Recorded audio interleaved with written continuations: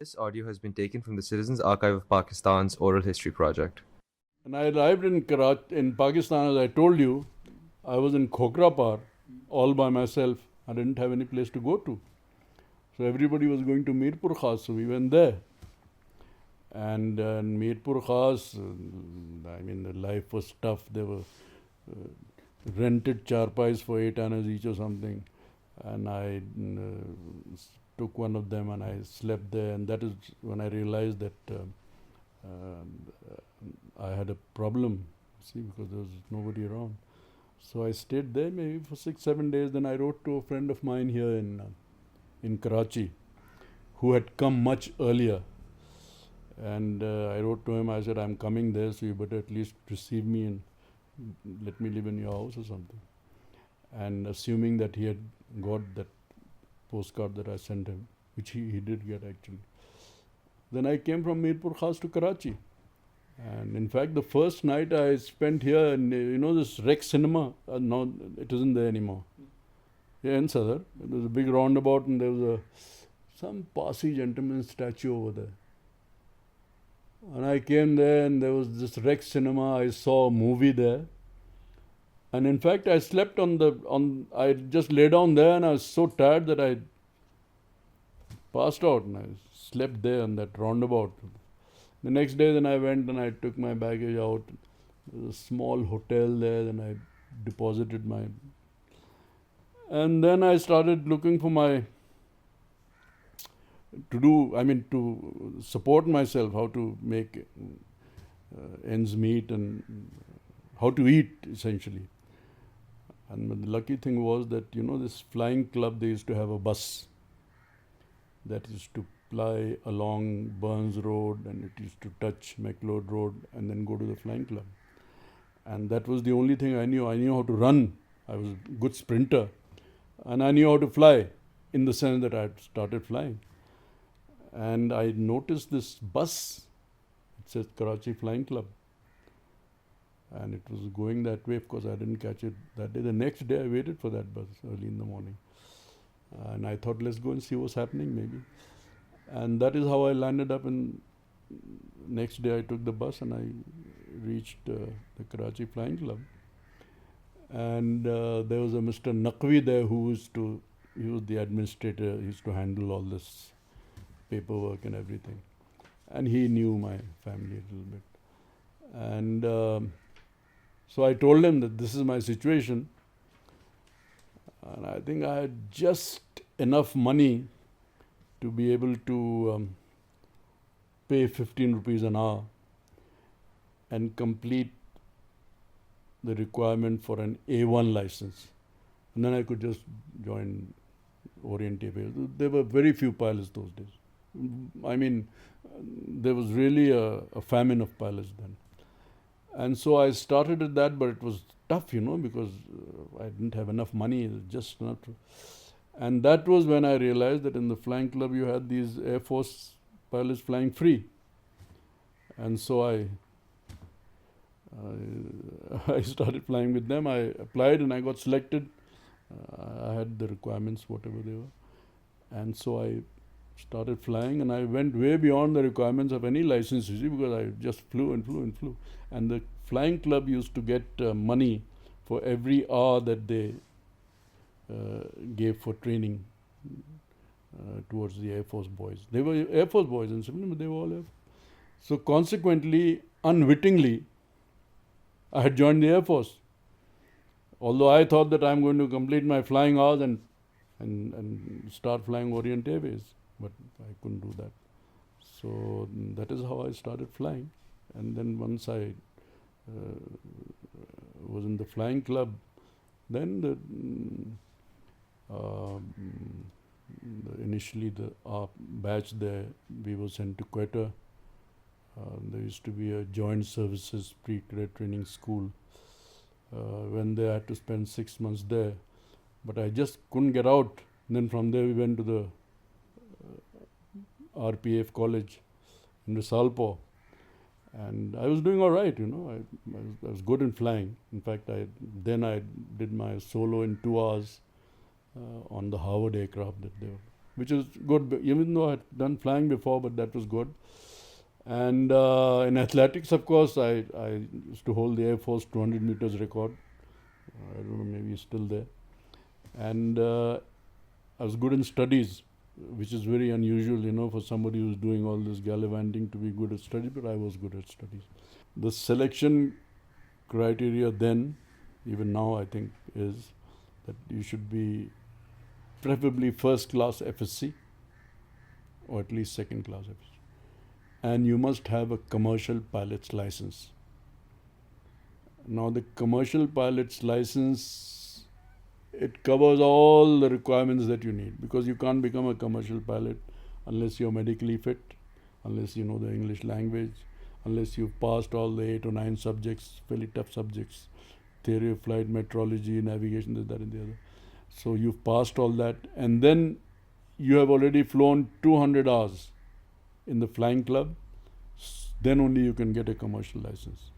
So consequently, you already are a pilot, plus the added requirement of being an FSC, and then the interview.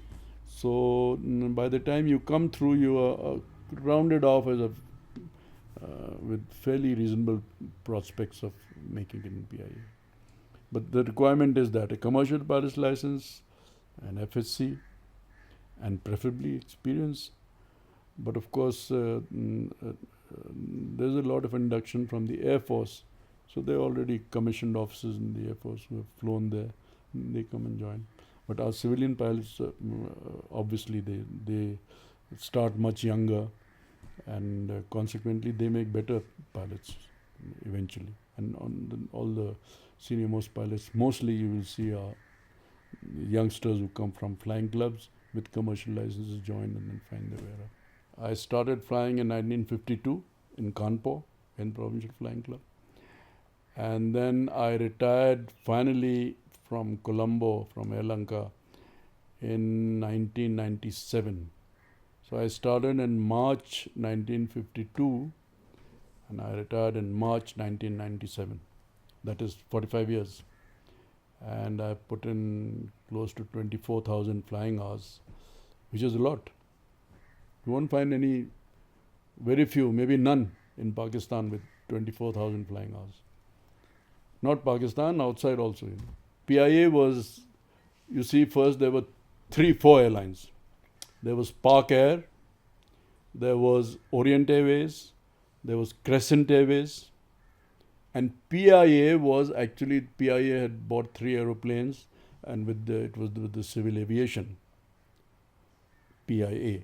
So these were the 4-5 airlines. Now in 1955, they were all merged together, and it became a corporation, which was Pakistan International Airlines Corporation, PIAC. That is when I joined the airline. Early days of PIAs were better than the later days of PIAs today. It was beautiful. The one thing that was there in PIA at that time was everybody was all wanting to nationalize the airline, fly. There were people from every province, every language, and also there was a very large Eurasian community those days in Pakistan. So Eurasians, the Europeans and the Indians, they make beautiful people. So we had some lovely air hostesses those days. And they were all English speaking. They didn't have to be trained too much to be able to work as stewardesses. Like these days, you bring these girls from the interior of some place or the other, and you have to. They have never spoken to men. They give the tea, say, chai piyo, So those days, the leftovers of partition, the Eurasian community, the people were more liberal, and the airline was more cosmopolitan, and consequently it became very international very easily, and I think that it was an excellent mix. And also since Pakistan had been made only a few years before that, there was a certain spirit of of Pakistan there. So everybody was for Pakistan. We accepted small salaries and we accepted extra duty hours, and it was a national airline. It was a mini Pakistan. So I think the atmosphere was outstanding. As I told you, it merged with Orient Airways. So the Convays and DC-3s of Orient Airways and the other airlines and the Super Constellations, the 3 Super Constellations that civil aviation had bought, they all merged together and there was a reasonable fleet. The Super Constellation those days was the most modern aircraft, and it catered our need of having a communication between East and West Pakistan.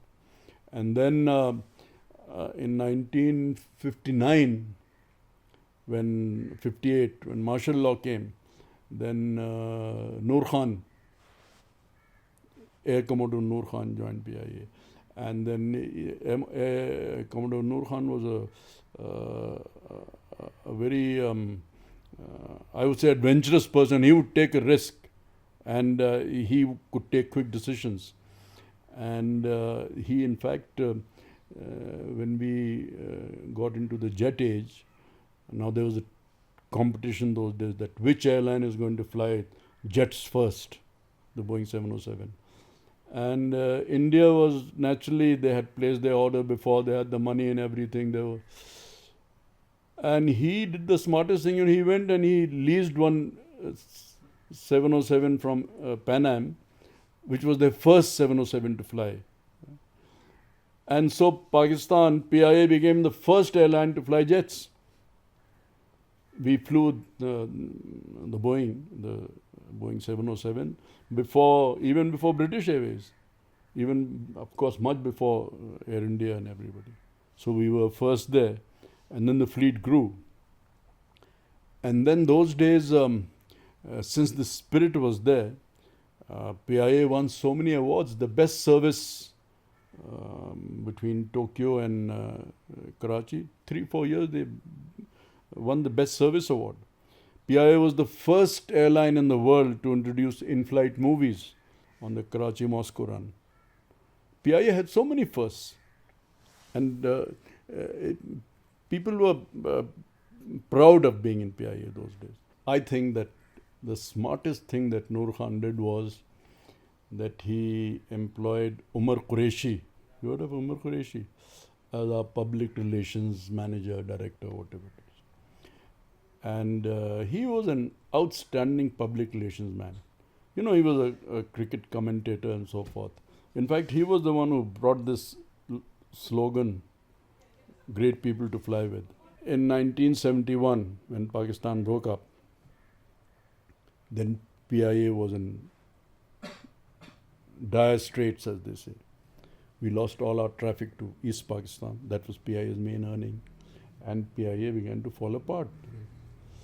And it was then that a gentleman by the name of Saigal, what was his name? Anyway, he became the chairman of PIA. He was a businessman, he understood money, and he bailed the airline out.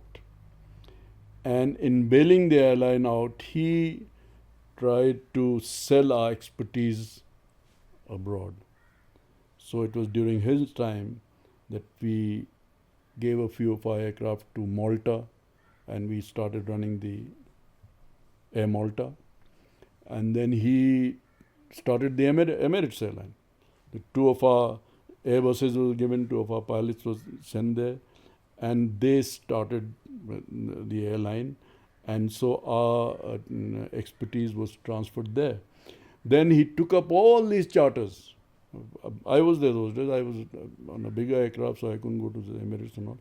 But we were posted in Jeddah for 2-3 months. We were doing these charters for various countries during Hajj, between Turkey and Jeddah, Istanbul and Jeddah,